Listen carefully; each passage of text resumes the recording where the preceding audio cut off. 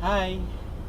Hello po sa inyong lahat, sa lahat ng member ng AATG at sa lahat pong aking mga kabarangay at sa lahat ng my Facebook. Maganda po kayong lahat. Ako po si Ajong Claveria at nandito po ako ngayon sa Saudi Arabia, sa Yanbu, Saudi Arabia. At ako po bilang isa sa mga core group member ay nagpapasalamat sa lahat ng sumuporta sa aming proyekto na isinagawa at malapit nang matapos sa ating mahal na paaralang Almacen Elementary School. Ang init. Sa lahat pong mga tumulong, sa lalong-lalo na sa mga kasamahan ko sa core group member, maraming salamat po sa inyong lahat.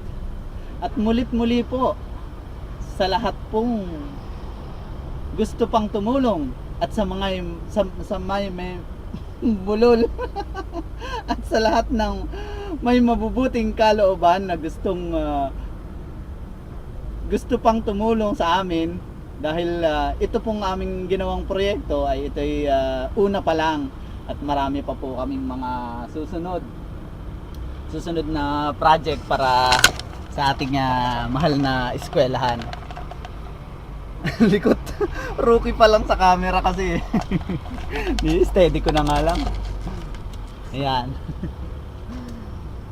At gaya nga po ng nasabi ko, ito po yung simula lamang ng ating mga magandang pagsasamahan sa Almacen at sa mga kanugnog barangay na nakikinabang or nagpapaaral dito sa ating eskwelahan. Ito po ay para sa ating lahat, sa ating mga susunod na henerasyon, sa mga anak at magiging anak ng anak natin. Ayan. At sa ngayon po, pagkatapos po ng ating pagkatapos po ng ating first project, yung roofing and electrification of our walkway and hallway ng ating eskwelahan, mayroon pa po tayong mga susunod na proyekto. Kaya kayo pong lahat na may mabubuting kalooban na gusto pang tumulong, na yun namang mga pera nyo yung umaapaw na sa bulsa, itulong nyo na lang sa amin. At ito naman ay hindi lang para sa amin, hindi lang sa aming kapakinabangan, kundi para sa atin pong lahat, sa ating barangay. Ano pa ba? At meron nga po palang sa ating gaganaping Paskong pasasalamat sa December 17. Nakakalungkot nga lang isipin kasi baka hindi ako maka-attend dahil ito'y kasal ng aking pinsan. Actually pinsan ng misis ko at anak ni Mrs. Abiog na isa rin sa naging haligi ng ating paaralan, si Mrs. Anita S. Abiog. Si Rochelle, ikakasal kasi siya eksaktong December 17 sa Tagaytay ang venue.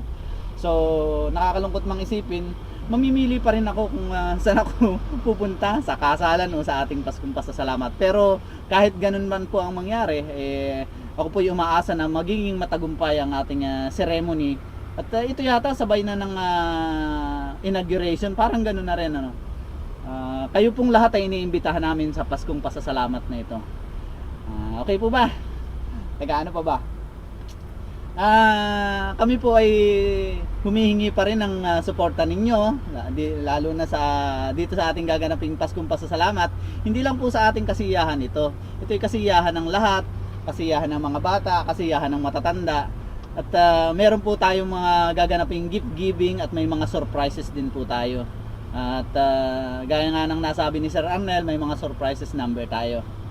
Okay po, at tayo po ay sama-samang manalangin na maging matagumpay pa sana ang ating mga gaganaping proyekto.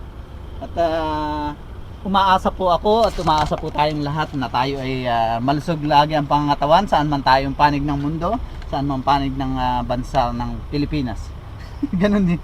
Okay, maraming salamat po sa inyong lahat. Ako po si AJ Claveria, Ajong po for short.